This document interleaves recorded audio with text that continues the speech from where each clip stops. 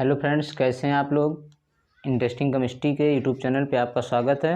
तो फ्रेंड्स, आज हम लोग देखने वाले हैं क्लास 12th केमिस्ट्री का सेकंड चैप्टर बिलेन। ठीक है, तो बिलेन में एक एक टॉपिक, एक एक हेडिंग को हम लोग अच्छे से देखने वाले हैं, जिससे ये चैप्टर पढ़ने के बाद कोई भी कन्फ्यूजन ना रहे। तो इसमें कुछ टॉपिक लिखे गए हैं जिनका हमें इस चैप्टर के अंतर्गत अध्ययन करना है, जैसे कि है बिलेन तथा इसके प्रकार। बिलेन क्या होता है, ये कितने प्रकार का होता है। दूसरा है बिलेन की सांद्रता। ठीक है, कुछ कंसंट्रेशन टर्म हैं जैसे मोलरता, मोललता, मोल प्रभाज, या फिर द्रव्यमान प्रतिशत, आयतन प्रतिशत, ठीक है, आयतन द्रव्यमान प्रतिशत, या फिर नॉर्मलता हुआ। ठीक है, इन सब चीज़ों को अच्छे से हम लोग देखने वाले हैं। फिर है गैसों की द्रव में विलेयता, इसमें आएगा हेनरी का नियम, इसको भी हम लोग देखेंगे। फिर द्रव द्रव विलयन का वाष्पदाब, ठीक है, वेपर प्रेशर, इसमें आएगा राउल्ट्स का नियम, ये भी बहुत इंपॉर्टेंट है। फिर अणुसंख्य गुणधर्म, जो कि इस चैप्टर में फेमस है। ठीक है, तो ये एक एक टॉपिक हम लोग जब अध्ययन कर रहे हैं तो एक दूसरे पे निर्भर भी कर रहे हैं। जैसे बिलेन समझेंगे, उसके बाद फिर बिलेन की सांद्रता के बारे में समझेंगे, सांद्रता को समझ जाएंगे, फिर उसका यूज हम लोग देखेंगे हेनरी के नियम में होता है, राउल्ट्स के नियम में होता है, फिर उसमें अणुसंख्य गुणधर्म आएगा, उसमें भी उसका यूज होता है। ठीक है, उसके बाद फिर लास्ट है असामान्य मोलर द्रव्यमान, वांट हाफ गुणांक। ठीक है, तो ये छोटा सा टॉपिक है, लास्ट हम लोग देख लेंगे, जबकि यदि 30% रिड्यूस किया गया सिलेबस देखें तो उसमें ये निकाल दिया गया है, फिर भी हम लोग लास्ट में इसको देख लेंगे। तो सबसे पहले हम लोग देखते हैं कि विलयन किसे कहते हैं। ठीक है, तो जैसा कि नाम है विलयन, मतलब विलय हो जाना, तो एक दूसरे में विलय हो जाने को ही हम विलयन कहते हैं। ठीक है, जैसे आजकल लोग, आप लोग देख ही रहे होंगे, कितना एग्जाम्पल दिखाई देता है कि फ़ोन से बात करते करते करते एक दूसरे में इतना विलय हो जाते हैं कि समझ नहीं पाते हैं कि हम में वो हैं कि या उसमें हम हैं। तो खासकर हम लोग विलयन की बात करेंगे, तो विलयन की परिभाषा देखें तो कह सकते हैं कि दो अथवा दो से अधिक पदार्थों के समांगी मिश्रण को हम लोग विलयन कहते हैं। दो अथवा दो से अधिक पदार्थों के समांगी, समांगी का मतलब क्या हुआ कि समान अंग, एक ही प्रकार का दिखने वाला। ठीक है, जैसे एग्जाम्पल में हम लोग लें चीनी, पानी, तो चीनी और पानी को घोल के रखा जाए, या चीनी पानी नमक को घोल के रखा जाए, तो हम लोग देख के नहीं बता सकते हैं कि इसमें, इस पानी में चीनी घुला है या नमक घुला है, दोनों घुले हुए हैं, यदि वो पूर्ण रूप से घुल गया तो। ठीक है, और घुलने के बाद ये देखेंगे तो स्वाद भी एक समान होता है। ठीक है, इसी प्रकार से मान लीजिए चीनी पानी का विलयन बनाया गया, तो अच्छे से और पूर्ण रूप से घुल गए हैं, तभी हम इसको विलयन या वास्तविक विलयन कहेंगे। ठीक है, ट्रू सॉल्यूशन। तो अच्छे से घुल गया, तो यहाँ से निकाल के हम लोग टेस्ट कर रहे हैं, यहाँ से टेस्ट कर रहे हैं, कहीं से भी निकाल के टेस्ट करेंगे, पियेंगे तो स्वाद समान आएगा। ठीक है, इसीलिए इसको कह रहे हैं समांगी मिश्रण। अब बात आती है कि विलयन जिन दो अथवा दो से अधिक पदार्थों से मिले होते हैं, बने होते हैं, उनको हम क्या कहते हैं, तो उनको कहते हैं विलेय और विलायक, सोल्यूट और सॉल्वेंट। ठीक है, जैसे देखिए यदि हम लोग बात करें विलयन,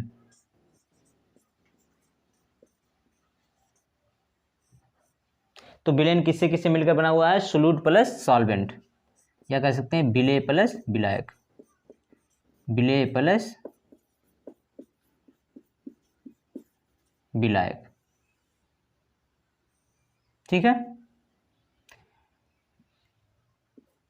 विलेय और विलायक से मिलके विलयन बना हुआ है, या कह सकते हैं solution equal solute plus solvent, solution equal solute solvent. ठीक है, अब बात आती है कि विलेय किसको कहेंगे, विलायक किसको कहेंगे।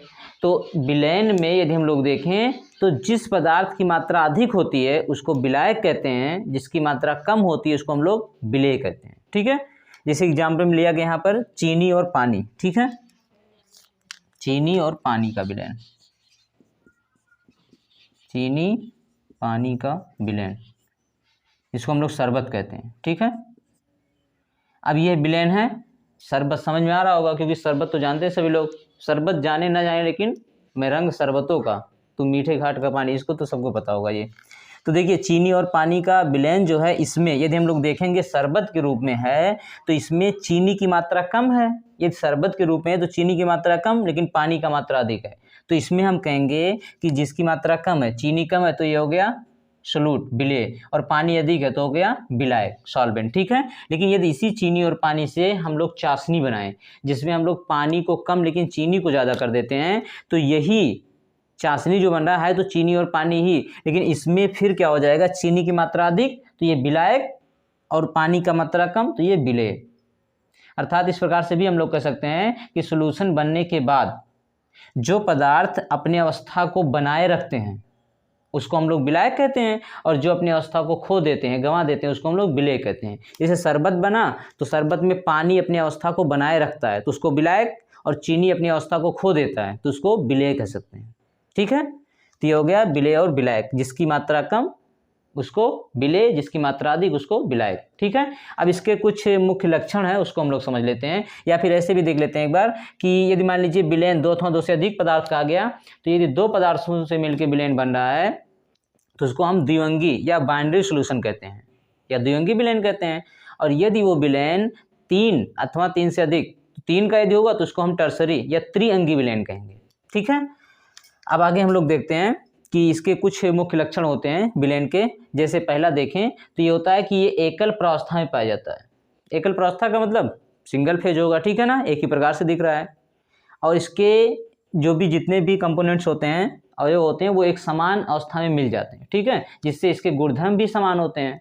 और यदि इसको हम देखें तो भौतिक नियमों के द्वारा, भौतिक विधियों के द्वारा इसके कंपोनेंट्स या जो भी घटक मिले हुए हैं, जैसे मान लीजिए ये दो घटक चीनी और पानी है, या फिर ए और बी मान लें, ए प्लस बी सी है विलेयन बना हुआ है, तो ए और बी को हम लोग भौतिक विधियों द्वारा अलग नहीं कर सकते हैं।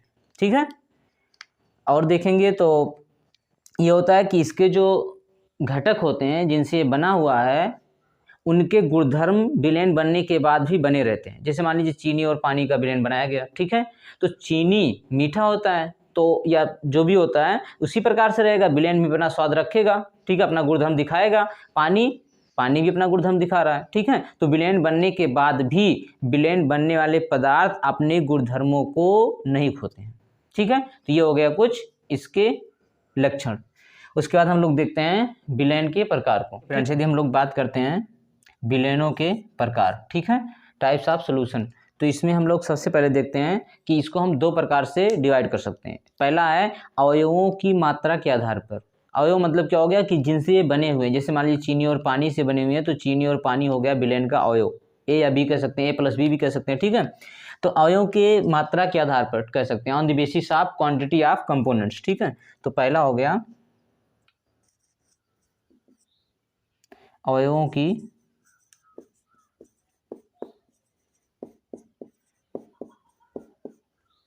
मात्रा के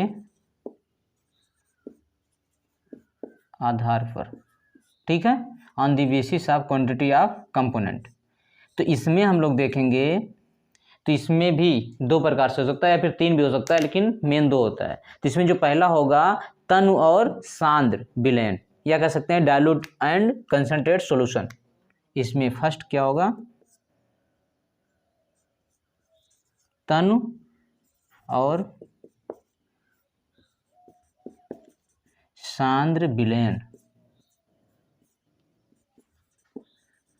डाइल्यूट एंड कंसंट्रेटेड सॉल्यूशन, ऐसे शॉर्ट में लिख दे रहे हैं। ठीक है, आप लोग समझ गए होंगे, डाइल्यूट एंड कंसंट्रेटेड सॉल्यूशन, तनु और सांद्र विलेयन। तो अब बात आती है तनु विलेयन किसे कहेंगे और सांद्र विलेयन किसे कहेंगे। ठीक है, तो विलेयन तो समझ गए हैं, तनु और सांद्र। ठीक है, डाइल्यूट एंड कंसंट्रेट, डाइल्यूट को शॉर्ट में DIL सिर्फ लिखते हैं, और कंसंट्रेट को CONC सिर्फ लिख के ये लिख देते हैं। तो देखिए, यदि मान लीजिए इकाई आयतन में, इकाई आयतन मतलब हुआ यदि 1 लीटर सॉल्वेंट ले रहे हैं, पानी सिर्फ 1 लीटर ले रहे हैं, तो इकाई मतलब 1। ठीक है, तो इकाई आयतन में यदि विलेय की मात्रा कम है तो उसको हम लोग कहेंगे डाइल्यूट या तनु विलेयन। ठीक है, और यदि मान लीजिए इकाई आयतन में विलेय की मात्रा अधिक है तो उसको कहेंगे कंसंट्रेट या सांद्र, कुछ भी कर सकते हैं। ठीक है, सांद्र या कंसंट्रेट। तो यदि मान लीजिए हम लोग 1 लीटर ले रहे हैं, 1 लीटर यहाँ ले रहे हैं वाटर या पानी, 1 लीटर यहाँ ले रहे हैं। ठीक है, तो 1 लीटर पानी में यहाँ मान लीजिए हम 100 ग्राम शुगर इसमें डाल रहे हैं, और इसमें सिर्फ 20 ग्राम डाल रहे हैं। ठीक है, इसमें 100 ग्राम चीनी डाल रहे हैं, इसमें 20 ग्राम। ये भी 1 लीटर है, और ये भी 1 लीटर H2O पानी। तो देखिए 1 लीटर में ही 100 ग्राम डाल रहे हैं, 1 लीटर में ही 20 ग्राम। तो बताइए किसमें चीनी की मात्रा अधिक है, इसमें ना 1 ही लीटर में। कंसंट्रेट मतलब सांद्र का मतलब क्या हो गया, तनु का मतलब क्या हो गया, ऐसे कह सकते हैं कि सांद्र का मतलब होता है गाढ़ापन। या तन से हल्का कह सकते हैं, ठीक है। तो गाढ़ा कौन अधिक गाढ़ा होगा, एक ही लीटर में सिर्फ 20 ग्राम है और एक ही लीटर में 100 ग्राम है, तो ये ज़्यादा गाढ़ा होगा ना, तो ये हो गया हमारा सांद्र या कंसनट्रेटेड सॉल्यूशन, और ये हो गया डाइल्यूट, ठीक है, जिसको शॉर्ट में DIL लिखते हैं। तो ये हो गया सांद्र विलयन, ये हो गया तनु विलयन। तो कह सकते हैं इकाई आयतन में विलय की मात्रा कम है तो उसको तनु विलयन, यदि इकाई आयतन में विलय की मात्रा अधिक है तो उसको हम सांद्र विलयन कहेंगे, ठीक है। अब दूसरा होता है इसमें, पहला हो गया तनु और सांद्र विलयन, दूसरा हो गया अवयवों की मात्रा के आधार पर, जिसको कहते हैं सैचुरेटेड अनसैचुरेटेड, मतलब संतृप्त और असंतृप्त विलयन। तो उसको हम लोग समझते हैं कि संतृप्त किसे कहेंगे और असंतृप्त किसे कहेंगे। तो देखिए जैसा कि नाम है संतृप्त, सैचुरेटेड, असंतृप्त, अनसैचुरेटेड। तो संतृप्त का मतलब हुआ कि संतुष्ट होना, असंतृप्त संतुष्ट नहीं है। जैसे मान लीजिए कि हमें 4 रोटी खाने की भूख है, मतलब हम 4 रोटी खा लें तो पेट भर जाएगा, ठीक है, 4 रोटी खा सकते हैं। यदि हमको सिर्फ 3 रोटी ही मिले तो हम क्या कहेंगे कि हम संतुष्ट नहीं हैं, अभी 1 रोटी हमको चाहिए।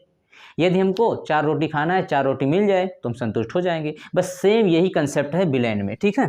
तो यहाँ पर देखिए, यदि मान लीजिए यहाँ पर देखते हैं हम लोग, तो कह सकते हैं कि सेम मतलब स्थिर ताप पर समान टेम्परेचर हो, जैसे मान लीजिए रूम टेम्परेचर मान लेते हैं, तो समान ताप पर यदि मान लीजिए कि इसमें 25 डिग्री सेंटीग्रेड मान लेते हैं हम, 25 डिग्री सेंटीग्रेड टेम्परेचर पर, टेम्परेचर कितना हो 25, और इसका भी टेम्परेचर कितना हो 25 डिग्री सेंटीग्रेड, इसका भी मतलब 25 degree centigrade 1 litre water, 1 litre पानी लिया गया, यहाँ 25 डिग्री सेंटीग्रेड 1 लीटर पानी लिया गया। इसको अभी हम हटा देते हैं कंसनट्रेट और डाइल्यूट को।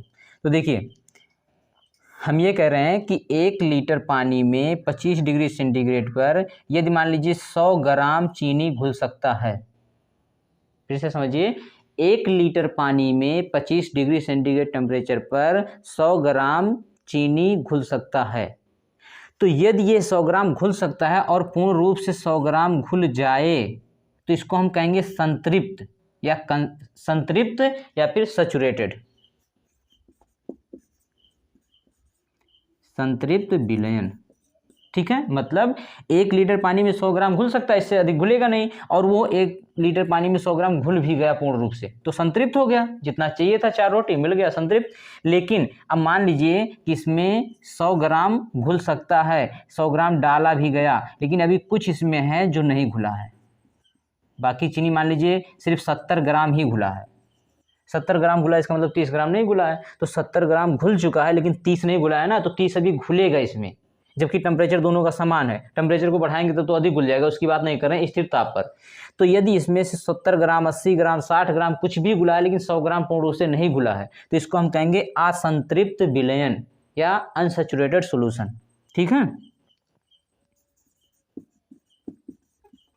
असंतृप्त विलयन।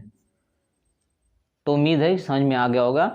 उसके बाद एक होता है अति संतृप्त, जिसको हम कह सकते हैं यदि मान लीजिए कि 100 ग्राम घुल सकता है लेकिन किसी तरह से सेकिंग करते करते हिलाते हिलाते इसी टेम्परेचर पर इसमें हम 105 ग्राम घोल दें, तो उसको हम कहेंगे अति संतृप्त विलयन। लेकिन ये नॉर्मली स्टेबल नहीं होता है, ठीक है, अस्थायी नहीं होता है। तो ये 2 होता है, संतृप्त विलयन, असंतृप्त विलयन। तो संतृप्त विलयन मतलब कि समान टेम्परेचर पर जितना घुल सकता है उतना घुल जाए, संतृप्त, यदि उसमें से कुछ कम घुला है तो असंतृप्त, ठीक है। अब इसी में अगला जो होता है हम लोग समझ लेते हैं। अब इसमें दूसरा है विलायकों के भौतिक अवस्था के आधार पर,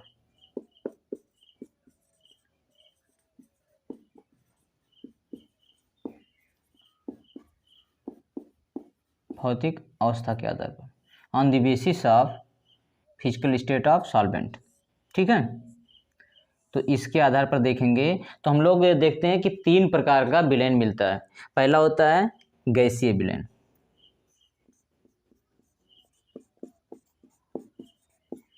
गैसीय विलयन, और दूसरा होता है द्रव विलयन,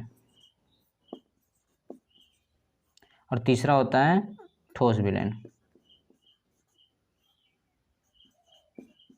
ठीक है। अब ये जो गैसीय विलयन, द्रव विलयन, ठोस विलयन, ये क्या है, इन विलायक के रूप हैं, क्योंकि बताया गया कि विलयन में जो अपने प्रावस्था को बनाए रखते हैं उसको हम विलायक कहते हैं। तो गैसीय विलयन में 3 प्रकार से होगा। जब हम गैस में गैस को मिलाएंगे, जब हम गैस में द्रव को मिलाएंगे, जब हम गैस में ठोस को मिलाएंगे। फिर द्रव विलयन में भी 3 प्रकार का होगा। कौन कौन सा? जब हम द्रव में गैस मिलाएंगे, और जब द्रव में यहाँ लिख देते हैं गैस में क्या होगा, पहला हो गया गैस, दूसरा हो गया द्रव, तीसरा हो गया ठोस। ये तीनों इसमें भी गैस, द्रव, ठोस, इसमें भी गैस, द्रव और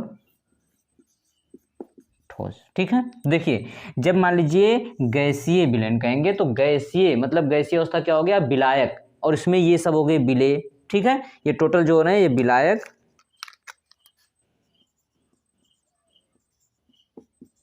विलायक, और ये हो गए विलेय।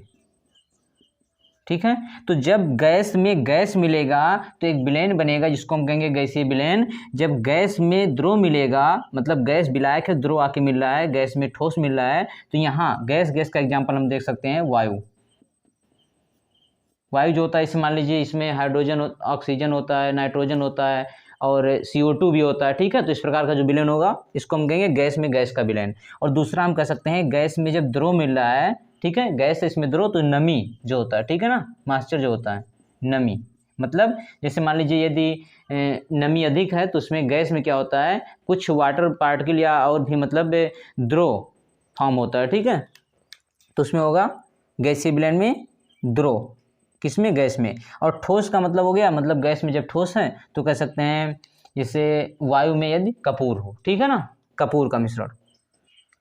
उसके बाद फिर हो गया, यदि हम लोग देखें मतलब इसमें कपूर, तो तीनों एग्जाम्पल हो गया। यदि वायु है तो गैस में गैस का, यदि नमी है तो गैस में द्रव का, और यदि कपूर कह रहे हैं मतलब वायुमंडल में कपूर है, ठीक है ना, वायु के साथ कपूर का मिश्रण हुआ तो क्या हो जाएगा, गैस में ठोस का। अब इसमें द्रव विलयन में देख रहे हैं तो पहला हुआ कि गैस जब द्रव में मिलेगा, ठीक है, वाटर प्लस मतलब जल में CO2,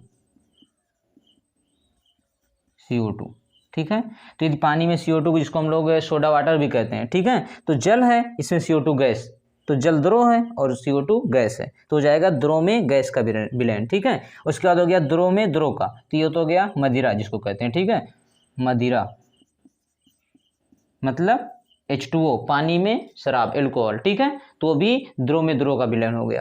अगला हम लोग देख रहे हैं द्रव में ठोस। द्रव में ठोस मतलब कह सकते हैं जल में नमक, ठीक है, नमक ठोस होता है और जल क्या होता है, द्रव, तो जल में नमक का विलयन। ठीक है, फिर ठोस में गैस, ठोस में द्रव, ठोस में ठोस। अब ठोस में गैस की बात करेंगे तो H2 हाइड्रोजन गैस मिला होता है, किसमें, H2 गैस, ठोस में पैलेडियम, या लिख सकते हैं पैलेडियम में H2 गैस।